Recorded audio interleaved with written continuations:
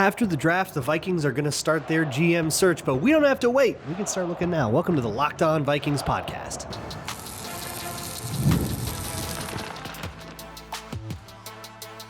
You are Locked On Vikings, your daily Minnesota Vikings podcast, part of the Locked On Podcast Network, your team every day. Hello, everybody. Welcome to the Locked On Vikings podcast, where we're always trying to learn something new. It's part of the Locked On Podcast Network, the #1 sports podcasting network. Today's episode is brought to you by PrizePicks. Download the PrizePicks app today and use code LOCKEDONNFL to get $50 in lineups after you play your first $5 lineup. Today on the show, I wanted to go over some GM candidates for you. I've been sort of picking at this all week, and now I've got at least some idea who some of these people are. So here's where we're at on the GM search. No steps have been taken. No steps will be taken until after the draft. Then they will start requesting interviews and going through that, and we'll kind of cover that as it goes down, in addition to content that will cover whoever the draft picks are. That's usually the first couple weeks in May. We're usually talking about, here's this guy, we took him from Clemson, here's this thing. So we'll kind of pepper that in, but I want to try to get ahead of things a little bit because that's going to be busy. And so let's try to get to know some of these people. So the first place to look is the first place where most people are looking. It's an Athletic article by Alec Lewis and Diana Rossini about possible replacements for Kwesi Adofo-Mensah as GM when the draft ends and it's time to start that process. And probably the top two most talked about candidates right now are Rob Brzezinski, because he'll be the interim GM, and that functions as an audition for the job, and he might just get it. And George Paton, who has a connection to the team. He's got an expiring contract in Denver, and so there's a situation that maybe could work out there. To me, that one is a lie. That one's got it feels like one of those things that has a not 0%, but a 0.001% chance of happening. That I just don't see Denver letting him walk. I actually reached out to Cody Rourke. I'm gonna try to get him on the show tomorrow to talk a little bit more about if there's any possibility or what has to happen for that to go down that way, but I really don't see it. So let's place those two guys aside for now and talk about some of the other guys who are outside of the Vikings sphere that would maybe be interesting ideas. And per some reporting and some just sort of speculating, these are some of the names that Rossini and Lewis came up with. That they came up with like 12 names. So I'm not going to get to all of them, but I'm going to go through some of the ones that intrigued me the most. These names are John McKay from the Rams, Ray Agnew from the Lions, Matt Berry from the Seahawks. In fact, there's a bunch of people from the Seahawks, Ed Dodds from the Colts. And I think that's everybody that's going to get mentioned here. So if I am not getting to your favorite guy, don't worry about it. Might get around to him later. If they request an interview, I definitely will. Don't worry about it too much. But let's talk first about John McKay. He is the assistant GM for the Rams. So he's like the number 2 in charge after Les Snead right now. That is not a title he has held for very long. And the thing with John McKay is he's a Nepo. Rich McKay is his father. You might know that name. And John McKay Sr. is his grandfather. So he has grandfather and father who have been in these ranks before. So that will not stop the Vikings. If you're somebody that doesn't like nepotistic hires, this might be a reason to stray away from this guy for you. But the Vikings definitely aren't going to care. They do nepotistic hires so often that I am inclined to think that they view it as a positive. Like, oh, you grew up in the world and you've got, you're near the culture or whatever. So I think that actually makes it more likely for the Vikings just based on their history. But let's talk about his actual qualifications, not the qualifications of the people he's related to.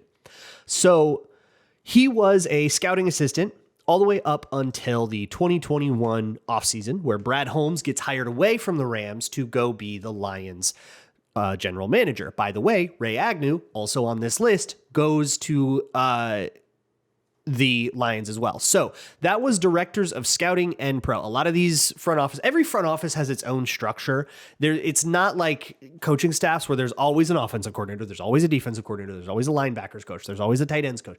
It's like sometimes there's co-directors of pro personnel. Sometimes there's just a broad director of player personnel. Sometimes it's a VP role. Sometimes it's an executive role. Sometimes it's all over the place. But at the time, the Rams structure had a director of college scouting and a director of pro scouting. And both of them went to the Lions. That was Brad Holmes and Ray Agnew. They went to the Lions together. So that left a big void in the front office, and John McKay got the promotion to director of pro scouting. And like the very first thing that happens that offseason, if you recall, is the Matthew Stafford, Jared Goff trade. So I think it's maybe worth our time to relook at the circumstances surrounding that trade, because two of our guys are involved here on either side of this thing.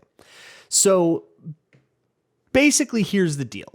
Stafford wanted out of Detroit. He was sick of the Lions-ness of it all. We were familiar with how his career in Detroit went, and he wanted to ring chase. He wanted to go somewhere where he was going to have a little bit more of a chance. And McVay and Jared Goff had completely fractured in their relationship. So Brad Holmes very uniquely, and I guess to a point Ray Agnew, they very uniquely were familiar with both of these situations because they had been in both buildings. So they facilitated the trade based on that. And what it seems to me is it's not that one person asked for a trade, like Stafford was like, get rid of me, I'm out. It was just, they showed up and there was a vibe that this guy doesn't really believe in this organization because he's been through so much hell in it. And so he went, okay, I think we can get something done here where we send this quarterback that doesn't want to be here away. And then I am working with this quarterback that, hey, we made it to a Super Bowl with this guy not that long ago. I think we can do something with it. And that was kind of the start of Brad Holmes's vision for the Lions. For our guy on the Rams, though, for John McKay, I don't think this has a lot to do with a pro scouting thing. He got the job and then in 2 weeks they were making quarterback trades. It's not like he sat down and went and scouted Matt Stafford and went, yeah, this guy's really good. He didn't find the guy, right? What John McKay is more credited with is if you look at the Rams roster over the years since that promotion, they've had a lot of success with total randos. Right now, the example that he's been given credit for is Nate Landman. Sean McVay shouted him out by name when talking about Nate Landman, who was an undrafted free agent backup linebacker in Atlanta that was playing 500 snaps a year, and he dealt with an injury, and he this guy was a total nobody. Totally, who is this cat kind of guy? It would be another GM heavily targeting Elijah Williams from the Vikings, and then that guy turning into a starter. You'd be like, what? He's just a random guy on the roster. But that's exactly what happened. John McKay fell in love with Nate Landman, said, this guy can actually win a starting role for you. And then sure enough, he ends up having a pretty good season in LA. Those are the kinds of stories, and the Rams have had a lot of them over the last few years, that John McKay gets a lot of credit for. On the other side of things, there's Ray Agnew, who maybe he was in those Stafford trade conversations as well, and then has obviously had his hand in the building of the Lions since that, right? So the Athletic article, which I'll link it in the show notes, yell at me if I forget, the article paints Ray Agnew as the hey, if you want to do what the Lions did, pick this guy. He's going to be your Lions guy. But the thing is, Ray Agnew's on the pro side and Brad Holmes was on the draft side. And I would say that the Lions, the way that they've built, has a lot more to do with how they've drafted from, Jahmyr Gibbs and Malcolm Rodriguez and Brian Branch, and especially guys like Rodriguez that come in the middle rounds that, fill out that team. I think that has a lot more to do with it than the Alex Anzalone type signings or the DJ Readers or the kind of mid-season, we got to bring in somebody because all the corners are hurt kind of stuff. That's where you really lean on your pro scouting department when it's November and you got an injury thing and you go, okay, who's out there who's worth anything? And then they give you the name and you bring them in. And that's important, but I would say that for me, Agnew doesn't move the needle quite a lot because I don't view the Lions as a team that has relied on its free agency so much that that guy should get a promotion, But here's the thing about this GM crap. I am speculating so much. I have no idea who contributed what to the Stafford Goff trade. I have no idea if, Sean McVay is just blowing smoke about John McKay, about this Nate Landman thing, and it actually had nothing to do with him, and they're just trying to get the guy, a promotion because they're friends. I don't know any of this. What I do know about Ray Agnew, at least, is he's a minority candidate, which means that hiring Ray Agnew would gift the Lions with 2 third-round compensatory picks. I don't think that should stop you from hiring the guy if you think he is the guy, but it is something to keep in mind. So that's interesting. And there's some other interesting ideas on the Rams, like, take a Ram is philosophy that a lot of teams have gone for over the years with the Sean McVay, less need Rams. There's been a lot of poaching out of there. But elsewhere in the NFC West, there's actually 3 different candidates 2 from the article, and then another one that people are talking about that are worth discussing. So let's take a look at the Seahawks next on Locked On Vikings. Today's episode of Locked On Vikings is brought to you by FanDuel. You're running out of time. It is almost the end of the season on FanDuel. One last kickoff, one last chance to get in on the action before the NFL season officially comes to a close. It's Super Bowl 60, and FanDuel is making sure you're right in the middle of it with a special offer just in time for the biggest game of the year. Whether you're backing the Seahawks, backing the Patriots, building one last same-game parlay, doing a former Viking thing with Sam Darnold and Stephon Diggs, this is where whatever you think is going to happen can turn into a play, a storyline, and every snap can feel bigger. So if you're a new customer, bet just $5 and you can get $200 in bonus bets if you win. Once again, that is just a $5 bet on anything, and if it wins, you get $200 in bonus bets, even if the odds don't match that. So make it count, because after the Super Bowl, the season's over. It's the last call for football on FanDuel, an official sportsbook partner of Super Bowl 60. Visit FanDuel.com to get started. This episode is also brought to you by ZocDoc. Finding a doctor that you like can feel like looking for a needle in a haystack.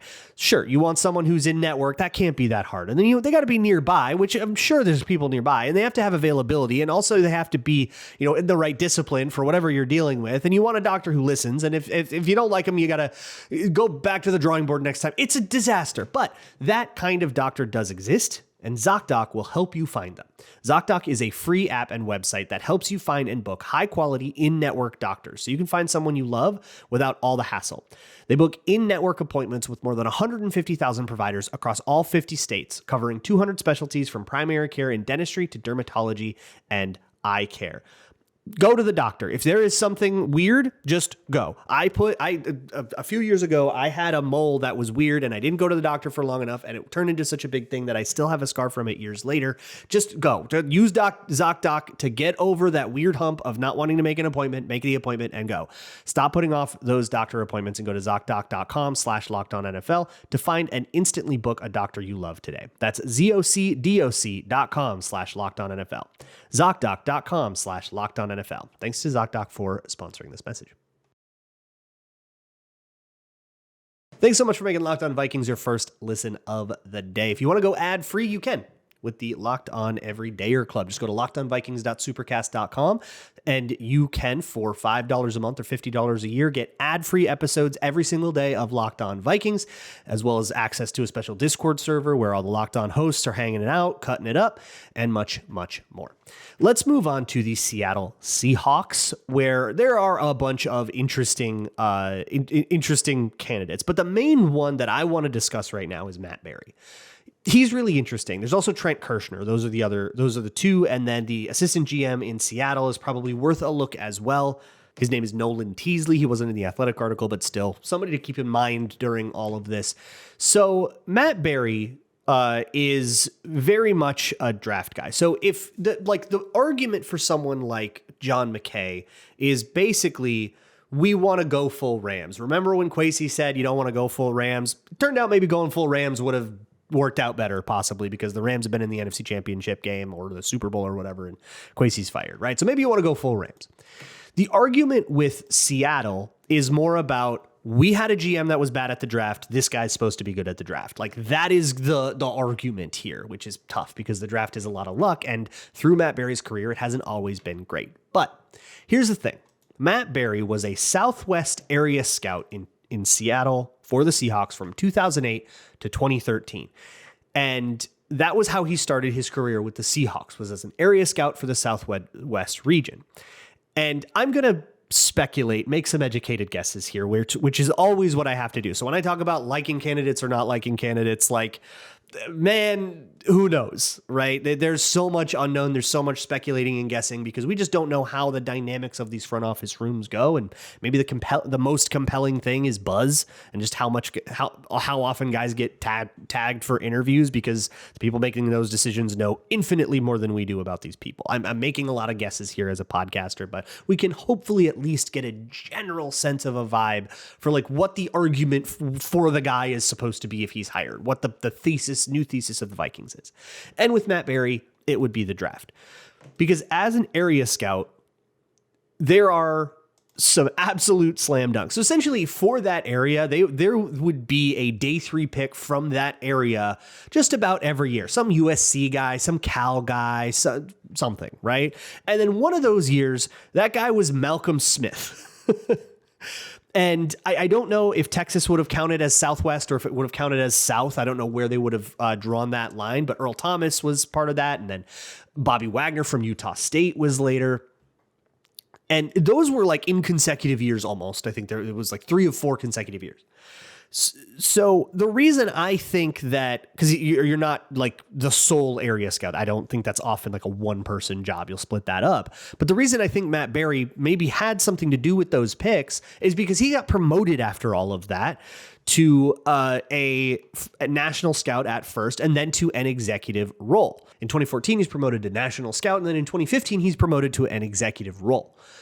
In 2015, Scott Fitterer, who would get a GM job later, you might remember that name for a brief stint with the Panthers, gets moved to co-player personnel director with Trent Kirchner, the other guy, who outranks Matt Berry still and usually is like a step above Matt Berry on the org chart. So the argument with Trent Kirchner is a little bit different. It's more about the way the Seahawks kind of run their thing in general and how their organization like functions with, Pete Carroll and John Schneider.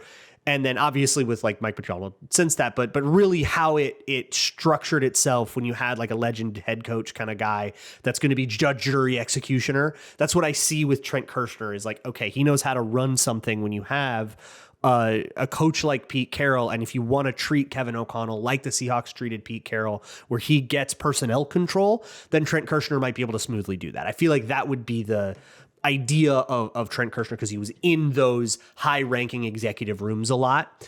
But back to Matt Berry, he gets to be director of college scouting. So he is now in charge of all college scouting 2 years after this Bobby Wagner pick, right? So that's a lot of promoting. So they're happy with his work, whether it's those specific guys or not. But if it's not those guys, what else are you happy with in Seattle in 2015, right? But then from 2016 onward, up to like COVID, the Seahawks go on an absolutely horrible run of drafting. So it's kind of funny that Matt Berry is now this guy that's getting all this hype again because things went really, really poorly for them. There's like Jermaine Ifedi and Rashad Penny and LJ Collier. They go on a horrible draft run, probably worse than Kwesi's 4 years. I would actually say it's kind of cleanly worse than Kwesi's 4 years of drafting. But of course, there's a Super Bowl ring in this org, so there's a lot more leash. They survive it, and then they turn it around after COVID, after 2021.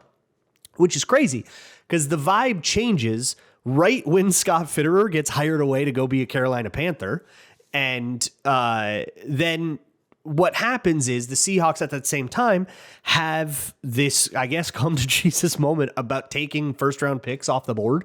They're no longer taking consensus third rounders in the first round. They just start doing normal stuff. And then they have this 2022 draft, which is completely insane. It's got like Charles Cross. It's got Boye Mafe, Kenneth Walker, Abraham Lucas, Kobe Bryant, Reek Woolen. Bo Melton is in that class, ends up doing stuff in the Packers. It's a totally crazy draft. And then the Seahawks get excited and start promoting people again. Berry gets a promotion in 2022, and then another pretty good draft in 2023. He gets a promotion. So in 2 different kind of chapters of his career, he's had this penchant for just slam dunking on the draft, and that would be the point of Matt Berry. With Trent Kirchner, it would be, okay, we want to try this structure out a little bit with the coaches having a lot of personnel control, and we want somebody who's comfortable with that. We don't want to bring in a GM that's going to bristle with that. We want, collaboration. We want somebody who knows how to work with that, but to still be a valuable contributor to the org in a way that Kwesi wasn't. So that would be what we do. And then there's this Nolan Teasley guy, who I don't really know a lot about, but he's been kind of a John Schneider right-hand man. And I feel like it would just be a little bit more of a generic, the argument would be, well, the Seahawks are doing good, so let's try to do what they did. And it would be kind of without a lot of detail there. For whatever it's worth to you, Teasley, who is the assistant GM right now, was the director of pro personnel in Seattle for like 5 years. He's not the director of pro personnel right now. So this isn't, let's get the guy that made the right side of the Sam Darnold decision. That's probably not what we're doing here. But rather you're looking at, Seattle just doing stuff in free agency and saying, I liked that a lot. And let's see what, and let's see the philosophy that they take there, especially considering that Seattle has had like cash flow issues that probably none of these guys will deal with in Minnesota. So for all these different facets of the Seattle Seahawks and how they've worked, it's interesting that there's 3 different guys that are getting tagged for GM interviews. Nolan Teasley he's just not on the one reporter's list for the Vikings yet, but he could very well get tapped for an interview there. And it's very interesting because of the way Seattle was viewed this time last year, where they were 10-7 and out of the playoffs. You probably wouldn't have guessed that they would get all this attention, but hey, a Super Bowl run will do that for you. But again, I don't really have that strong of an opinion on any of these guys because you just can't know enough about these people. I might rank them like I did last year, but last cycle, but last time I did this, I was very clear to be like, I make these rankings with like no confidence. I ended up putting Kwesi first, and Ryan Poles was third, and I had Monty Austin for like fifth or sixth or whatever, and it was all a bunch of nonsense, and it's probably going to be a bunch of nonsense again. But hopefully we can just understand the vibe, the argument, and then you can choose which argument matters to you. Next, I want to talk about somebody who has been in the conversation for basically every GM job that's come up in the last 5 years. And that guy is Ed Dodds at Indianapolis. That'll be next on Locked On Vikings.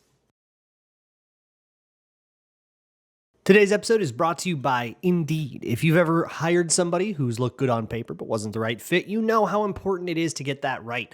When you want candidates who truly match what you're looking for, trust Indeed sponsored jobs. If you're hiring, Indeed is all you need. Stop trying to wade through these limited candidate pools because you can only get your job posting seen by so many people and the right people aren't coming along. Stop dealing with that. Let Indeed sponsored jobs boost your post to the people who are the best match for your role. It makes a real difference. According to Indeed data, sponsored jobs posted directly on Indeed are 90% more likely to report a hire than non-sponsored jobs. Spend more time interviewing candidates who will check all of your boxes with less stress, less time, and more results using Indeed sponsored jobs. It helps your job stand out and reach quality candidates faster. And listeners of this show get a 75% sponsored job credit to help give your job the premium placement it deserves at Indeed.com/LockedOnNFL. Just go to Indeed.com/LockedOnNFL right now and support the show by saying you heard about Indeed on this podcast. Terms and conditions apply. If you're hiring, do it the right way with Indeed. Today's episode is also brought to you by Quo. It's a new year, and that means it's time for us to look at all of our systems, look at what's working and what's not working, and think there has to be a better way. And there is. Streamlining your communications is one of the quickest upgrades you can make for the most impact. That's why today's episode is brought to you by Quo, spelled Quo, the smarter way to run your business communications. When your team is reachable, organized, and communicating all in one place, you're not just working cleaner, you're creating more opportunities to connect with customers. Your whole team can call and text from one shared business number. Everybody sees the full conversation thread, and it works right from your phone or computer. So it's all easily accessible in your pocket, and nothing is going to get missed. Quo's smart AI tools automatically log calls, summarize conversations, and highlight next steps, so details never slip through the cracks. It's no surprise, Quo is the #1 rated business phone system on G2, trusted by more than 90,000 businesses. Make this year the year where no opportunity and no customer slips away. Try Quo for free, plus get 20% off of your first 6 months when you go to quo.com/LockedOnNFL. That's QUO.com/LockedOnNFL. Quo, no missed calls, no missed customers. Moving on here with the Locked On Vikings podcast. One quick note about Trent Kirchner that I kind of forgot to mention is that Kirchner's been in the league forever. He's been in India in sports in some capacity since 1999, where he took his first job as an intern for the Twins, and he's Minnesota born and raised, which is cool. But he kind of represents experience in a way that like the way I'm trying to predict who the Vikings will go for as a GM is by looking at trying to identify what bothered everybody the most about Kwesi. Was it that he was inexperienced? Was it that the drafting was poor? Was it something else? And then they'll usually try to target whoever represents the opposite of that problem. Take their weakest thing and turn it into a strength. It's how the Wilfs have done like every head coach hiring. It's exactly what the Kwesi hiring was, where you had this kind of stale, old mentality, very standard and by the book kind of GM. Okay, let's go do something super off script. And now I think they're going to go right back and maybe prioritize somebody with a lot of experience or with a really good drafting resume or whatever it is they identify as that thing. And another guy who I think fits that is Ed Dodds, who's been in the league for like decades, right? He is a guy that everybody has talked about before. He's a guy that comes up in all of these conversations about GM, like all of these. He's been tagged for a lot of interviews. He's always on everybody's like wish list or whatever. What's interesting is he was also in those Seattle scouting rooms from like 2008 to 2013 as an area scout. I could not identify which area he was a scout for, but he got also similarly promoted to a national scout for a hot second and then promoted to exec status, but he left Seattle in 2018 to join Chris Ballard's staff. And the argument about Ed Dodds for years and years and years has been that the second he left Seattle, they started drafting like crap.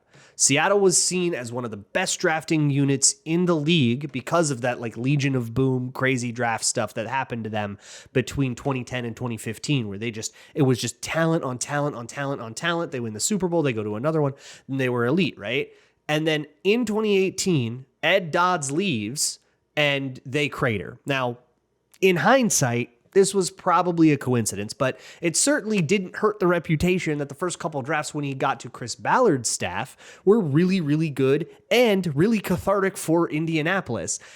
That was post Grigson. And if you remember the whole thing about Ryan Grigson, and you probably do because a lot of people have complained about Ryan Grigson a lot over the years to me, is because Indianapolis couldn't figure out their O-line and eventually coaxed Andrew Luck into retirement.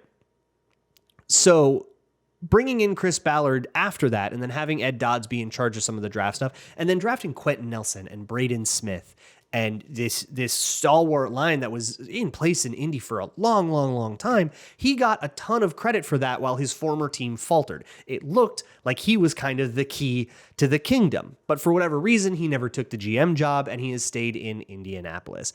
The thing is, it hasn't really stayed that hot in Indy, and that's what makes it look like maybe it was just a coincidence that, teams go up and down in the draft. The most well-revered GMs in the league right now, somebody like Howie Roseman, has their Jalen Reagor, Justin Jefferson moments, right? Has stretches where it's like pretty rough. These things go up and down, kind of no matter who's in the building and no matter what building they're in. And so trying to track that could be something of a fool's errand. This is also a weird moment for the Colts staffers. Seats are hot. Carly Ursay-Gordon is something of a wild card. Nobody really knows what to expect from her as the sort of principal president owner. She's doing the work that Jim Irsay would do. And I guess Jim Irsay was a wild card too, so it's nothing new for Indy, but because people don't really know what her priorities are, they don't really know what she's going to do with that front office. And Ballard's seat looked really good with getting Daniel Jones and having that work out really well. But now they're in a tough spot with Daniel Jones. He hurt his Achilles. Are you going to pay him coming off of that injury? Will he be the same? It's this really weird spot, which actually makes Daniel Jones weirdly an option for the Vikings again if the Colts say no, but obviously an odd one. So it's a weird moment for Colts staffers, but because Ed Dodds' reputation has kind of survived a lot of this stuff, he is seen to be a really valuable piece of Indianapolis. Even if things in Indy aren't going well, the guy catching the heat for that is Chris Ballard himself. So Dodds' reputation survives that. It's just hard to nail down what his contributions are for me, which is going to be true of all of these people, especially the ones that are pointed at the draft. Like with John McKay, we have Sean McVay coming on the podium and saying, yeah, he was the guy that's responsible for that linebacker that just had a really good game. Like he's directly to the media, connecting to things, and we can work with that. But it's really hard with these draft guys that are all part of rooms. And the thing about it is, there is a room, there is a meeting, and a decision is made in that meeting. And maybe there's the principal guy who's got the final say there, but all of those voices in the room matter, and they all blend and meld together where it is impossible to discern who said what and who pushed for what unless that is reported, which it never will be. Because that's just not the kind of thing that gets put into an ESPN article and gets anybody buzzing that, oh, the director of pro personnel and the area scout for the Northwest actually disagreed on this prospect from Oregon. Like, nobody was reporting that, even if it's a juicy argument happened. It's like nobody cares about those people. So you never get any information. So when it's time for us to do what we're doing here, we've got to like research and figure out who is who. It's really hard to pull this out, which maybe makes Ed Dodds one of the hottest candidates here, because what we do know about Ed Dodds is that the league, which does care about that stuff, right? Hey, I don't think that, Joe Schmo clickbait guy is going to care if the director of pro personnel let his scout, didn't believe in a prospect, but his scout banged the table and they picked that guy and it worked out and the scout's suddenly a hot name. Well, Joe Schmo ESPN doesn't care about that. But guy in a front office of another team is going, oh, interesting. Who's that scout? And so I guess what I'm getting at is getting a lot of interviews might be the best evidence we have. Even that is shaky as heck, because that's all just about word of mouth, reputation, and gossip. Just who has the good gossip. And like, that's not the best GM. That's the guy who has the best gossip.